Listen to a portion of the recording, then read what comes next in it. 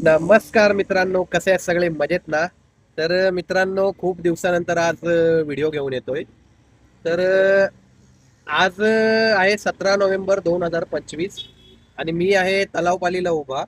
तर मी तुम्हाला मगाशी दाखवलं, न्यूज दाखवली, CNG supply cut after pipeline damage. तर आज असं झालंय की सीएनजी सप्लाय कट झाल्यामुळे, डॅमेज झाल्यामुळे आज पूर्ण ठाण्यात गॅस पंप बंद आहेत. पूर्ण ठाण्यात बंद आहेत. आता मुंबईला काय कंडिशन आहे मला माहित नाही. मुंबईचे जे असतील, नवी मुंबईचे जे असतील, कमेंट करून नक्की सांगा की काय परिस्थिती आहे. तर आज ठाण्यात तर पूर्ण बंद आहेत. त्याच्यामुळे मी, तसं मला काय प्रॉब्लेम नाही आजच्या दिवसापुरता, कारण मी काल गॅस भरली होती. तर आता 2 गाड्या राहिलेल्या आहेत. मी सकाळी 8 वाजता निघालो होतो आणि आता वाजलेले आहेत 9:30. 3 गाड्या होत्या मगाशी, आता 2 राहिलेल्या आहेत.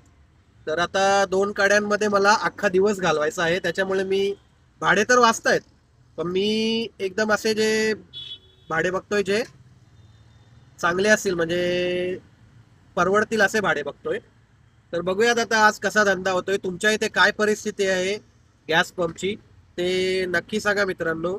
इथे तर खूप वाईट परिस्थिती आहे. बघूयात, आज झालं तर चांगली गोष्ट आहे चालू, नाहीतर मग वाट आहे.